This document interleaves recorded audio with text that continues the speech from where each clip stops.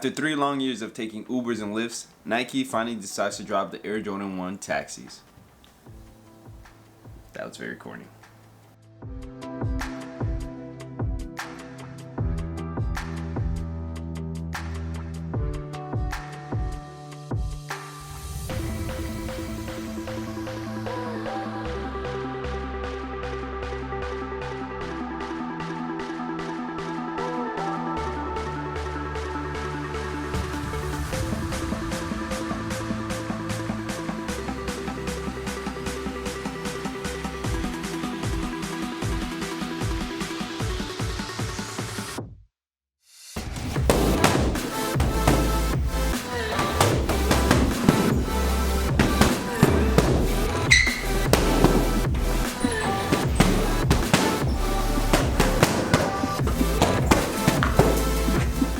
What's going on, YouTube fam? Welcome back to another video, guys. My name is Bobby, and today we're going to be taking a close look at the Air Jordan 1 Taxi Yellow Toe. Now, this shoe was supposed to be released in 2019 is when we first saw some leaked images, and people were even actually doing reviews on the sneaker, and it hasn't even been dropped by Nike yet. So I don't think that was the official sneaker, but now obviously here is the official sneaker in 2022. Nike finally decided to drop them, and we're going to be taking a closer look at these. But first things first, we're going to jump into the inspiration for this shoe. So in 2018, Nike did a PE with Zach Myers, a guitarist from the band Shinedown, and it looked almost exactly identical to this sneaker right here. The only difference was that on that sneaker, on the back of the heel, there was an exclamation point. That was literally the only difference between this sneaker and that sneaker. So don't get confused. That sneaker is not even closely related to this one. The story is simply inspired by New York taxi cabs. And I do think that Nike knocked it out of the park with this colorway. Now, if you see some of those older pictures, the yellow is a little bit different than what we saw on those old images. The yellow on those images was a little bit more brighter and kind of a shiny yellow. And this yellow really resembles what a New York City taxi cab looks like. If you're a sneakerhead and you're famous, Nike notices that, and they'll take that as an opportunity to make a sneaker to add some hype to it. I do feel like that sneaker did add a little bit of hype to this drop right here, so it makes sense for Nike to do something like that. Before we jump into the materials, I want to mention 2 kind of quirky things that you'll notice when you get your sneakers. First things first, the box is yellow. So Nike has been deciding to kind of switch around the colorways with the boxes as well to match the sneakers, with the Air Jordan 1 in specifics, and I think it's pretty cool. It's a nice little refreshing touch. It's nothing crazy, but it is nice to see. Obviously the box is matching the yellow on the toe and on the heel of the shoe, and in my opinion it was just a nice refreshing touch to see that. The second quirky thing is, don't bother looking for any second laces because there isn't any. We're so used to seeing anywhere from 2 to 4 laces, especially when it comes in terms of Jordan 1s. Usually Nike likes to give us the option to rock different colored laces on these, but for whatever reason they decided to just stick with the black laces. In my personal opinion, would have probably been the laces that I rock either way, but it is kind of nice to have that option. Let's jump into the materials. On the toe you have the black leather mud guard, then on the front of the toe you have the perforated yellow leather, and in my personal opinion, guys, the leather is really not that much different than any of the other Air Jordan 1s that I've recently got. Like I mentioned earlier, you have the black laces with the black on the eyelids, and under those laces you do have a black nylon tongue, and on the top of the tongue you have that white air tag with the Nike Air embroidered in yellow. And if you look on the inside of the sneaker, you have this really soft black sock liner, and under your feet you're gonna have a yellow insert with the Nike Air pressed in black. And then on the outside panel and on the inside panel of the heel,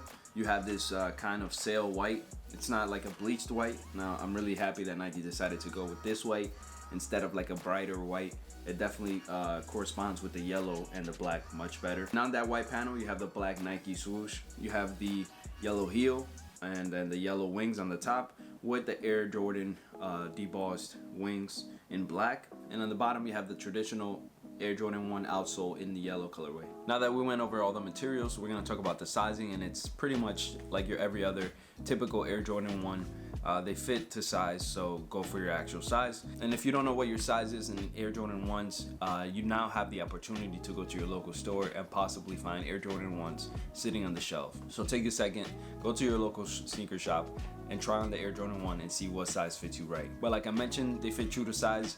I'm an 8 to 8.5 depending on the sneaker, so I decided to go ahead with the size 8. I thought they'd be a little bit too tight, but rocking them with the 2 laces missing on top, fits me perfect. And I will mention that this is like one of the parts where people like to compare the Air Jordan 1 taxis to the Air Jordan 1 shattered backboards. Personally, I never had the opportunity to own the shattered backboards, but judging from other content creators and other videos out there, they're really not that similar, you know. And I like the way that wear testers actually phrased it. It's like it's not gonna feel the same because they don't have that same cowl to have that same leather. And I thought that was pretty funny, but if you think about it, it kind of makes sense. And he even mentioned that the quality on those was not even that good.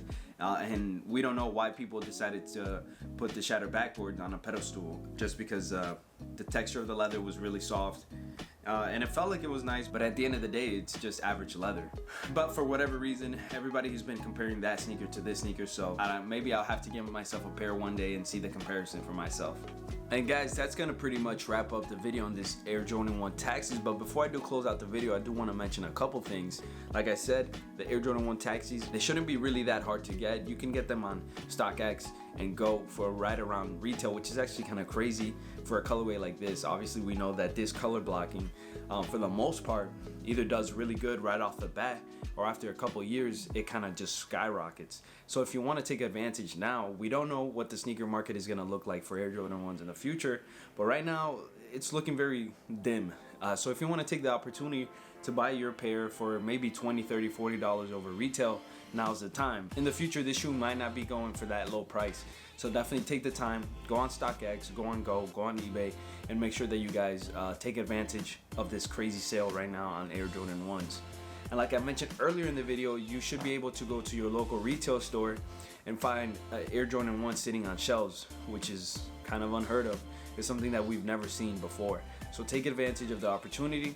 Make sure you get your right size. Go try them on for a little bit if you never owned a pair of Air Jordan 1s, and see what size fits you the best, and then order your own pair of these taxis. Because in my personal opinion, even after waiting for 3 years for this sneaker, Nike definitely killed it with this drop. I'm not a huge fan of the color yellow, but this is definitely a sneaker that I really enjoyed wearing around the gym, and it's definitely a sneaker that I'm going to throw into the rotation, and you will definitely see me rocking this sneaker a lot more. Now, the second thing that I wanted to mention before I close out the video was actually to give my boy Jason a huge shout out. I really hope that you guys really enjoyed the quality and the B-roll that we shot for this video. It wouldn't have been able to get done if it wasn't for my boy Jason and his media company. Huge shout out to him, Jason. I appreciate you a lot, bro. I'm gonna leave linked in the description his Instagram. He has some insane content. You guys definitely want to check it out. And if you need a videographer, if you need a photographer, be sure to check out his website. He's got a lot of professional work on there as well. And if you're local in New York or even outside of New York, he is willing to travel. So be sure to hit him up. And if you did enjoy this style of video, be sure to leave a like and maybe leave a comment to let me know, so that way I can continue to work hands-on with Jason. But I'm gonna close the video out there, guys. Thank you so much for watching and supporting. I'll catch you in the next video. Peace out.